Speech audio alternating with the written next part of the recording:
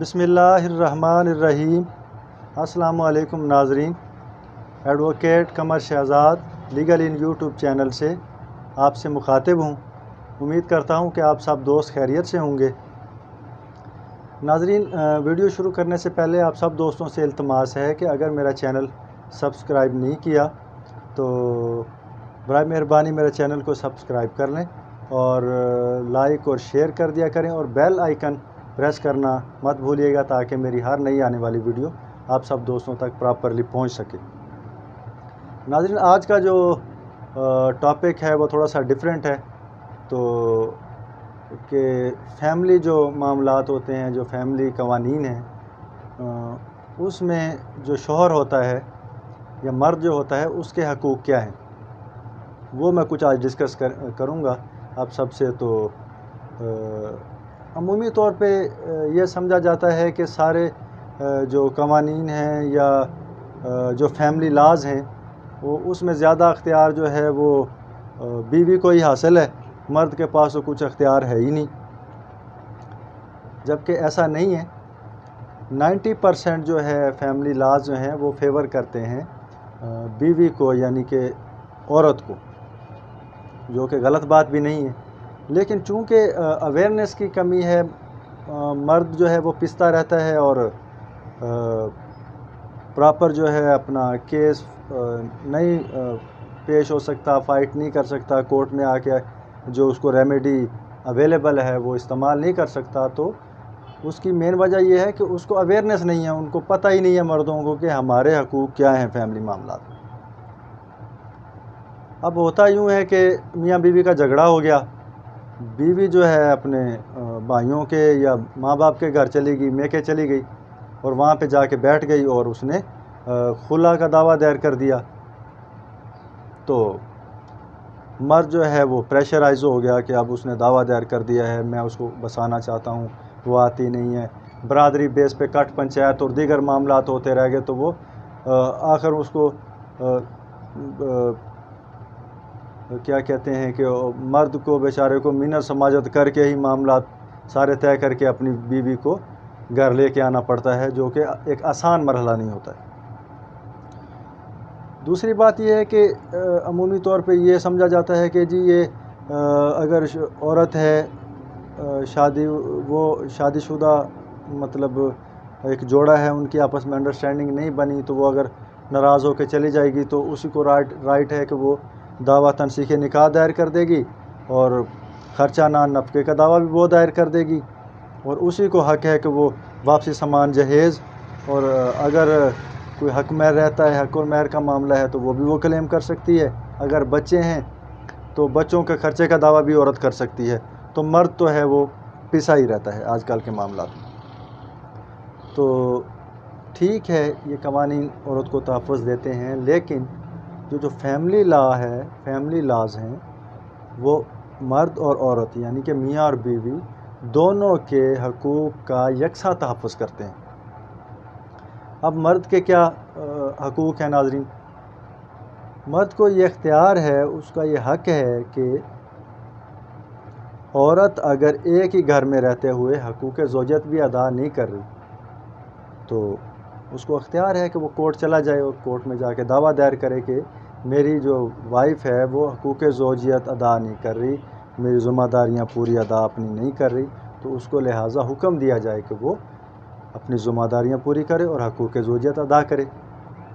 एक और कंसेप्ट बना हुआ है नाज़रीन के बीवी जो है अगर नाराज़ हो के चली जाएगी अपने मेके या बहन भाइयों के घर, देन जो है वो शौहर जो है दावा दायर कर सकता है, यानी कि कोर्ट जा सकता है। तो ऐसी कोई बात नहीं है। अगर एक घर में रहते हुए भी अगर औरत अपनी ज़िम्मेदारियाँ पूरी नहीं कर रही तो मर्द को अख्तियार हासिल है कि वो कोर्ट में दावा जाके दायर करे और अपना मामला वहाँ बताए और केस को सेटअप करे ताकि उसको रिलीफ मिल सके। और कोर्ट जो है उसमें अगर दावा अच्छी तरह पेश कर दिया जाए तो मर्द को बराबर हकूक़ हासिल हैं कि वो अपनी रेमेडी जो है इस्तेमाल करते हुए अपना हक़ ले सकता है। दूसरी बात यह है नाज़रीन के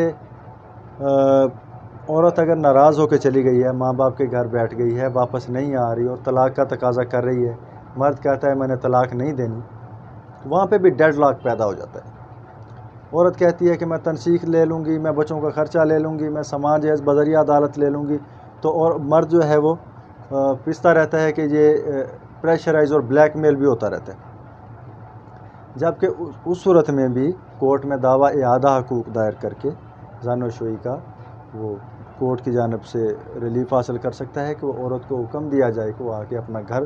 جو ہے آباد کرے۔ مصنوعی طور پہ وہ ناراض ہو کے بیٹھی ہوئی ہے تو وہ کورٹ اس کو حکم جاری کرے کہ وہ آ کے اپنا حقوق زوجت ادا کرے، اور جو بیوی بچوں کے معاملات ہیں جس میں جو ہے زیادہ تر عورت کو پریشانی ہوتی ہے کہ بھئی ان کے اخراجات کا معاملہ ہے تو مرد جو ہے وہ خرچہ وغیرہ نہیں دے رہا، تو وہ پھر وہ کلیم کرتی ہے۔ یہ سارے معاملات عورت کو تو حق حاصل ہے، اور کورٹ میں یہ کیسز آج کل زیادہ زیر سماعت بھی ہیں، ان کے اوپر فیصلہ جات بھی ہوتے ہیں۔ جو ہے کورٹ جو ہے مینٹیننس الاؤنس جو ہے یعنی کہ خرچہ نان نفقہ ہے بچوں کا بھی، کیونکہ والد جو ہے وہ ادا کرنے کا پابند ہے، اپنی وائف کا بھی پابند ہے خرچہ ادا کرنے کا، تو مرد کو بھی اختیار حاصل ہوتا ہے کہ وہ بچوں کی کسٹڈی جو ہے وہ بھی حاصل کر سکتا ہے۔ عام طور پہ تو یہ ہے کہ 7 سال تک جو ہے وہ اگر میل مائنر ہے 7 سال تک اپنی والدہ کے ساتھ رہ سکتا ہے، فیمیل جو ہے وہ بلوغت تک رہے گی۔ تو یہ تو ایک عام جنرل بات ہے، یعنی کہ قانون میں یہ بات موجود ہے۔ لیکن اگر مرد جو ہے بچوں کی کسٹڈی لینا چاہتا ہے، وہ اگر یہ پوائنٹ ریز کرے، یہ بات ثابت کرے کہ اس کے بچوں کو اس کی جو والدہ ہے یعنی کہ اس کی بیوی جو ہے شوہر کی بچوں کی جو والدہ ہے وہ بچوں کو اس کے والد کے خلاف ورگلا رہی ہے، ان کا جو ہے ذہن خراب کر رہی ہے اور ان کو مس گائیڈ کر رہی ہے، ان کے دماغ میں ذہن میں نفرت پیدا کر رہی ہے، تو یہ بھی ایک ویلڈ گراؤنڈ ہے۔ اگر سیٹ اپ کر دیا جائے کورٹ میں، مرد جا کے کیس ثابت کرے، یہ سیٹ اپ بنائے، سیٹ اپ دے یہ موقف دے کہ بچوں کا جو ہے وہ ذہن جو ہے خراب کیا جا رہا ہے، اور اب اس کے والد کی جانب جو ہے جھکاؤ جو بچوں کا ہونا تھا اس کو نہیں ہونے دیا جا رہا اور نفرت پیدا کی جا رہی ہے، تو کورٹ کے پاس اختیار حاصل ہے کہ وہ بچوں کی کسٹڈی فوری طور پر ان کے حقیقی والد کے پاس جو ہے ان کو دینے کا حکم صادر کرے۔ زیادہ تر معاملات یہ ہیں کہ بچوں کی ویلفیئر آف مائنر دیکھی جاتی ہے کہ بچوں کی ویلفیئر کہاں پہ ہے، کیونکہ اگر والدہ کا بیہیویئر یہ ہوگا تو بچوں کی ویلفیئر وہاں پہ قطعاً ٹھیک نہیں ہوگی۔ تو قانون میں یہ گنجائش ہے اور مرد کے پاس شوہر کے پاس اختیار ہے کہ وہ جا کے کورٹ سے رجوع کرے اور ریلیف حاصل کرے اور بچوں کی کسٹڈی لے سکتا ہے۔ بچوں کا چونکہ وہ حقیقی والد ہوتا ہے، نیچرل گارڈین بھی ہوتا ہے والد، تو دنیا کی کوئی طاقت بچوں کی ملاقات سے والد کو نہیں روک سکتی، کسی مرد کو نہیں روک سکتی، اور وہ عورت جو ہے وہ ملاقات کرانے کی پابند ہوتی ہے۔ یہ بھی مرد کے حقوق میں قانون میں یہ بات موجود ہے۔ لیکن چونکہ کورٹ میں معاملات چلے جاتے ہیں تو اس میں یہ کورٹ آرڈر کر دیتی ہے، ایک ٹائم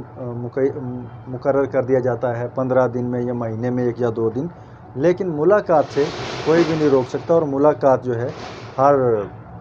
مرد کا اپنے حقیقی جو ہے وہ بچے جو ہیں ان سے ملاقات کرنے کا اس کو پورا حق ہوتا ہے، اور اس کو حق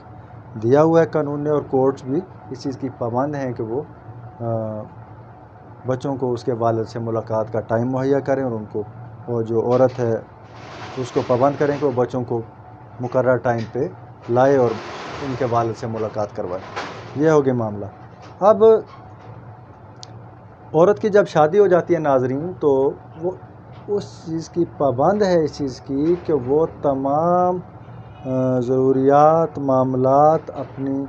جو بھی اس کے شوہر کی ریکوائرمنٹس ہوتی ہیں، جو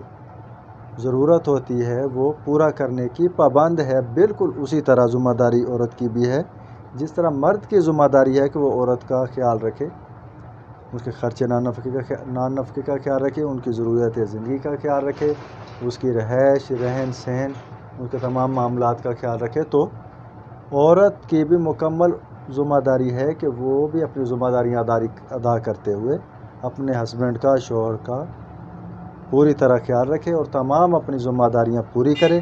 جو کہ شرعی اور قانونی طور پر موجود ہیں۔ یہ ڈسکس ہوا ناظرین۔ اس سے آگے یہ ہے کہ عورت کی بھی فیملی لا میں اتنی ہی حقوق ہیں جتنے کہ عورت کو دیے گئے ہیں۔ دونوں کو فیملی لاز نے ایکول رکھا ہے، برابر کے حقوق دیے ہیں دونوں کے پاس ریمیڈی بھی موجود ہیں۔ بچوں کی ملاقات کا بھی معاملہ سیٹ ہے کہ کس طرح ہے، اگر عورت علیحدہ رہنا چاہتی ہے تو وہ بچوں کی ملاقات کرانے کی پابند ہے، اور مرد جو ہے ان بچوں کی ویلفیئر کا، ان کے اخراجات ادا کرنے کا پابند ہے۔ تو یہ فیملی میٹرز جو ہیں اس میں یہ ساری باتیں جو ہے زیر سماعت ہوتی ہیں، اور ان روزمرہ کے معاملات ہیں کہ یہ اس پہ کیسز جو ہیں زیر سماعت ہیں، چل رہے ہوتے ہیں۔ اب معاملہ یہ ہے ناظرین کہ